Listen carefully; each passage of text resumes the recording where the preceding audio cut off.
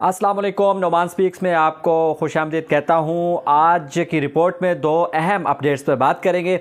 एक तो वो अपडेट है जिसके हवाले से हम पहले एक वीडियो कर चुके हैं और काफ़ी उस पर बहस भी चल रही है। वो है पाकिस्तान क्रिकेट बोर्ड और पाकिस्तान के जो अहम नामवर खिलाड़ी है, जो सेंट्रल कॉन्ट्रैक्ट के सीनियर खिलाड़ी हैं, उनके माबैन एक तनाज़ा चल रहा है। और ये स्टैंड ऑफ कब ख़त्म हो रहा है, क्या इसमें कोई तब्दीली आई है, कोई पेशरफ्त हुई है? जी हाँ, बिल्कुल, इसमें एक बहुत अहम पेशरफ्त हुई है। उसका आपको बताऊंगा कि खिलाड़ी कुछ ले दे पे रजामंदी हुई है। और इसी रिपोर्ट के दूसरे हिस्से में बात करेंगे आकिब जावेद के हवाले से। आकिब जावेद ने एक बहुत अहम बयान दिया है। उन्होंने इंटरव्यू के दौरान बताया, जब उनसे पूछा गया कि आप शाहीन शाह अफरीदी की इंजरी के हवाले से क्या कहते हैं, तो उन्होंने कहा कि हसन अली की तरह शाहीन शाह अफरीदी को बर्बाद ना किया जाए। और क्या अहम बयान दिया है उस पर बात करेंगे। उन्होंने बुमराह के हवाले से भी बात की है, तो इस पर भी ज़रूर डिस्कशन होगी।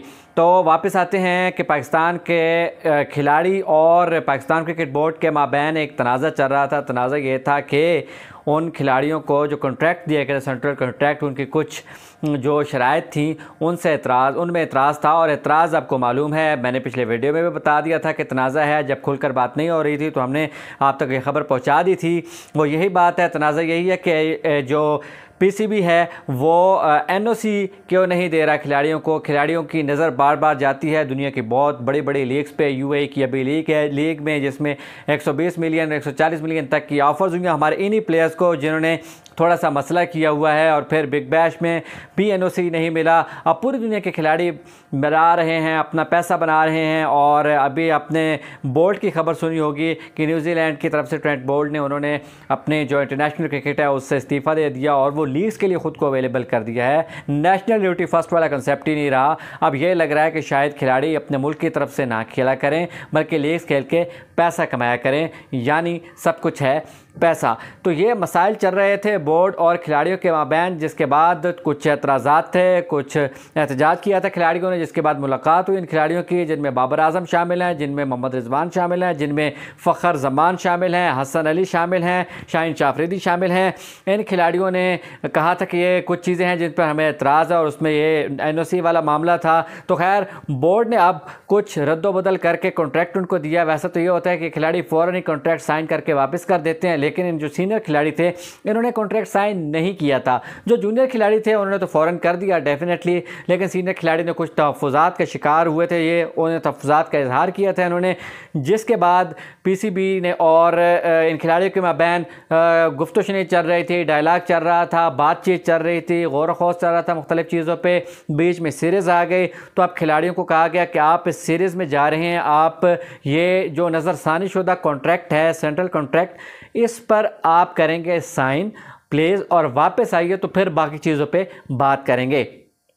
यानी ये मतलब हुआ कि अब जो मामला था एनओसी वाला, जो लीग्स की एनओसी वाला, वो वही का वही है, जू का तू है। ये तनाज़ा अभी हाल नहीं हुआ है, यानी कि खिलाड़ियों के जो तहफ़्फ़ुज़ात हैं मेरे हिसाब से वो वहीं के वहीं हैं। वापस आके वहीं से बात शुरू करेंगे कि चलें हम वापस नीदरलैंड जा रहे थे, वापस आ गए हैं। आपने कहा था कि नीदरलैंड से वापसी के बाद आप बात करेंगे एनओसीज़ के मामले पर, क्योंकि पूरी दुनिया खेल रही है, पूरी दुनिया लीग्स में खेल रही है। सिर्फ इंडियन प्रीमियर लीग पर पहले पाबंदी थी, पाकिस्तानी खिलाड़ी वहाँ नहीं जाते थे और उधर से भी कोई खातिर खा आपको मालूम है कि इस तरह की सूरत हाल नहीं थी कि पाकिस्तानी खिलाड़ी खेल सकें। तो अब मसला ये हुआ कि एनओसी बिग बैश के भी नहीं मेरा खिलाड़ी को। तो खिलाड़ियों ने काफ़ी एहतजाज किया है कि आखिर पूरी दुनिया इतने ज़्यादा पैसे कमा रही है, करोड़ों अरबों रुपए तक लोग पहुँच गए और हम वही एक मैच की फ़ीस 8 लाख, बिल्कुल आपको मालूम है कि अभी फ़ी इसमें नहीं बढ़ी है। फ़ीसें वही हैं मैच की जो इनको मिलती हैं खिलाड़ियों को, 8 लाख टेस्ट की होती है और इसी तरह 5 लाख वनडे की और 3 लाख से, यानी 8 लाख समथिंग, 5 लाख समथिंग और 3 लाख समथिंग T20I की।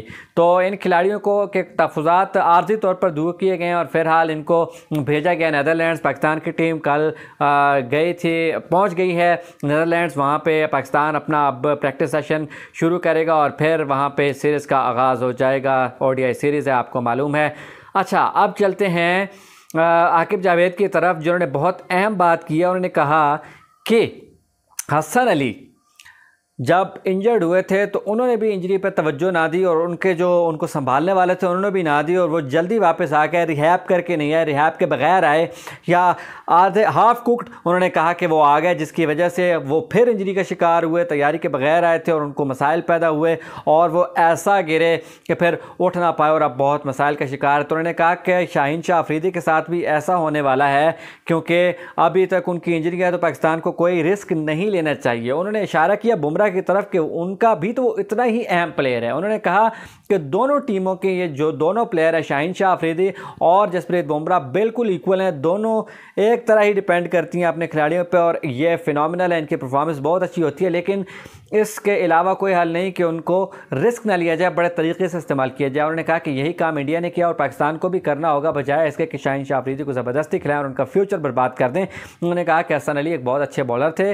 लेकिन उनको इंजरी को थोड़ा बिगाड़ा गया और फिर उसके बाद उनके लिए बहुत मसाइल पैदा हो गए। तो उन्होंने इसके साथ साथ हसन अली के हवाले से बात की, जब उनसे कहा गया कि अगर शाहीन अफरीदी नहीं खेलते तो फिर हमारे पास चॉइस क्या है। तो उन्होंने कहा हमारे पास कोई चॉइस नहीं सिवाय इसके कि हम हसन अली को वापस लाएं और उनको खिलाएं, क्योंकि पाकिस्तान को इस वक्त बॉलिंग की ज़रूरत है। उन्होंने कहा कि बॉलर्स पाकिस्तान के पास बहुत कम हैं। उनका ये कहना था कि पाकिस्तान को बॉलर्स की ज़रूरत है इस वक्त, और अगर कोई भी पाकिस्तान के पास हल ना हुआ तो फिर दानी और नसीम शाह के साथ हसन अली को ही होना पड़ेगा, क्योंकि उन्होंने कहा डेप्थ ओवर्स में और दरमियान में हमारे पास बॉलिंग करने के लिए हारिस रऊफ है। तो उन्होंने कहा हमें ज़रूर पड़ेगी हसन अली की अगर शाहीन शाह अफरीदी नहीं खेलते। तो शाहीन शाह अफरीदी का आपको बताऊँ कि वो इंजर्ड है, उनको नीदरलैंड्स अपने साथ ले गई है पाकिस्तानी टीम, क्योंकि उनके फिजियो, उनके थेरेपिस्ट और उनके बाकी डॉक्टर्स वहीं पर उनका ख्याल रखेंगे। और उनकी इंजरी के हवाले से ये कहा जा रहा है कि बाबर ने कल बताया है कि उनकी जो इंजरी है वो बहुत तेज़ी से ठीक हो रही है और इस वक्त हो सकता है कि उनको नीदरलैंड्स में भी एक आध मैच खिलाया जाए। इसके बाद आपको पता है कि पाकिस्तान और इंडिया का बड़ा अहम टाकरा है। तो ये सूरत हाल है। ये कहना है आकिब जावेद का उनकी इंजरी के हवाले से कि उनको बहुत ख्याल किया जाए और उनको ज़ाया ना किया जाए, क्योंकि उन्होंने कहा कि हसन अली इसी तरह ज़ाया हो गए हैं और वो मसाइल का शिकार हैं। तो ये थे आज के दो अहम अपडेट्स जो आप तक लाया। मुझे इजाज़त दीजिए। अल्लाह हाफ़िज़।